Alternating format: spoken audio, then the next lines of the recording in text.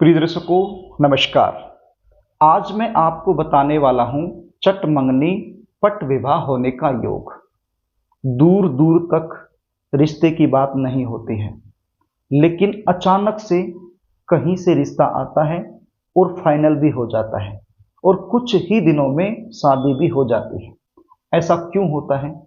जन्म कुंडली के अंदर एक ऐसा योग होता है, यदि ये योग आपकी जन्म कुंडली में बना हुआ है तो आपके साथ भी ऐसा हो सकता है। अचानक से कहीं से शादी के लिए रिश्ता आ सकता है और फाइनल हो सकता है और जल्द से जल्द शादी भी हो सकती है। यदि आपकी उम्र शादी के लायक है और आप अपनी शादी के लिए प्रयास कर रहे हैं, आपके माता पिता आपकी शादी के लिए प्रयास कर रहे हैं और आपकी कुंडली के अंदर ये योग बना हुआ है जो आज मैं बताने वाला हूं, तो आप देख लेना, आजमा लेना। अचानक से शादी के लिए रिश्ता आएगा, जहां से उम्मीद भी नहीं होती वहां से भी रिश्ता आएगा और पक्का भी हो जाएगा और जल्द से जल्द शादी भी हो जाएगी। तो आप अपने जन्म कुंडली को देख लीजिए, उसको खोल लीजिए और ये योग बना है या नहीं बना आप चेक कर लीजिए। ये आप स्क्रीन पर देख पा रहे हैं एक जन्म कुंडली के चार्ट को। सबसे पहले हमें ये पता होना चाहिए कि जन्म कुंडली का 7वां भाव कौन सा होता है। जन्म कुंडली का 7वां भाव कौन सा होता है? ये होता है जन्म कुंडली का 7वां भाव। ये पहला, ये दूसरा, ये तीसरा, ये चौथा, ये 5वां, ये छठा, ये 7वां, ये 8वां, ये 9वां, ये 10वां, ये 11वां, ये 12वां। तो ये है 7वां भाव। यहीं से विवाह के बारे में विचार होता है। तो हमें ये पता होना चाहिए कि इस 7वें भाव के स्वामी कौन बनते हैं। 7वें भाव के स्वामी कौन बनते हैं ये कैसे पता चलेगा? यहाँ पर जो अंक लिखा हुआ है वो हमें बताएगा। देखिए, आपकी जो जन्म कुंडली है उसके अंदर जन्म कुंडली के 7वें भाव में 1 से लेकर 12 तक कोई ना कोई संख्या जरूर लिखी होगी। भले ही ग्रह ना बैठा हो यहाँ पर, वो हो सकता है, लेकिन संख्या जरूर मिलेगी 1 से लेकर 12 तक। आप देख लेना कि कौन सी संख्या यहाँ पर है। सपोज कीजिए यहाँ पर 1 लिखा हुआ है, ये जो भाव है इस भाव में 1 लिखा हुआ है आपकी कुंडली में, तो यहाँ के स्वामी कौन बनेंगे? मंगल देव। एक चीज और बता देता हूं मैं, जब आप अपनी जन्म कुंडली को खोलोगे ना तो इस प्रकार के बहुत सारे चार्ट आपको देखने को मिलेंगे। तो आपने कौन से चार्ट को देखना है?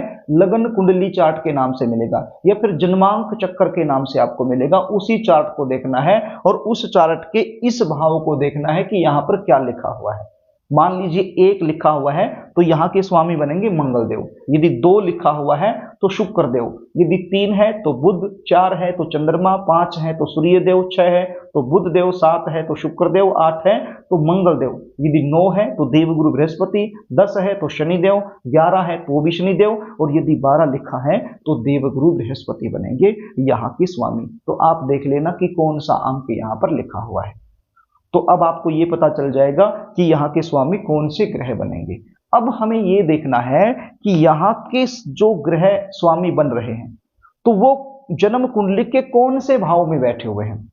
यदि 7वें भाव के स्वामी पहले भाव में, इसको लगन भी बोलते हैं, यह पहला भाव, इस भाव में बैठा हो या फिर चतुर्थ भाव यानी चौथा भाव इस भाव में बैठा हो। ध्यान दीजिए, यहाँ के स्वामी या तो यहाँ बैठे हो या यहाँ बैठे हो। और राशि क्या होनी चाहिए इनमें? इनके अंदर राशि क्या होनी चाहिए?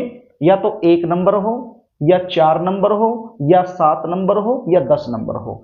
इन चारों राशियों में से कोई भी एक राशि किसी भी भाव में हो और वहीं पर 7वें भाव का स्वामी बैठा हो। केवल इन 2 भावों की बात कर रहा हूं मैं, किसी दूसरे भाव में बैठा होगा तो यह सूत्र लागू नहीं होगा। केवल इन भाव में बैठा हो और राशि भी कौन सी होनी चाहिए? या तो 1 हो या 4 हो या 7 हो या 10 हो, इनमें से कोई भी राशि हो तो उसमें बैठा हुआ होना चाहिए। और ऊपर से एक शर्त और लागू होगी, इसके ऊपर राहु की दृष्टि जानी चाहिए। राहु की दृष्टि जानी चाहिए। अब राहु कहां पर बैठे होने चाहिए वो भी बता देता हूं आपको। या तो राहु इस भाव में बैठे हो, ये जो जन्म कुंडली का 9वां भाव इसको बोलते हैं, या तो राहु यहां बैठे हो या फिर राहु यहां बैठे हो या फिर राहु यहां बैठ करके यहां डालेंगे यहां बैठे हो। यदि इन भावों में राहु बैठे हो और 7वें भाव का स्वामी यहां और यहां हो और राशि कौन सी हो? 1 हो, 4 हो, 7 हो, 10 हो, तो ये जो सूत्र है ये लागू हो जाएगा आपके ऊपर। तो इस सूत्र के प्रभाव से, इस योग के प्रभाव से चट मंगनी पट विवाह होने वाला योग बन जाएगा। तो आप इसको अच्छे से देख लेना, अच्छे से समझ लेना, ज़्यादा कठिन नहीं है, सरल है, आसान है, बस थोड़ा सा समझने की आवश्यकता है। बिल्कुल बारीकी से मैंने आपको बता दिया है। आप वीडियो को 1 से 2 बार देखोगे तो अच्छे से आप इसको समझ जाओगे। यदि आपकी शादी कहाँ होगी, कैसे परिवार में होगी, कौन सी दिशा में होगी, शादी का योग कौन से साल में, कौन से महीने में बन रहा है, शादी के बाद का जीवन कैसा रहने वाला है, यदि इस प्रकार की जानकारियां आप मुझसे लेना चाहते हैं तो स्क्रीन पर दिए गए व्हाट्सएप नंबर के जरिए आप मुझसे संपर्क कर सकते हो और जन्म कुंडली का साइंटिफिक तरीके से सटीक विश्लेषण करवाकर संपूर्ण जानकारी आप मुझसे प्राप्त कर सकते हो। तो प्रिय दर्शकों, आज के लिए बस इतना ही। आगे फिर मिलेंगे, तब तक के लिए नमस्कार।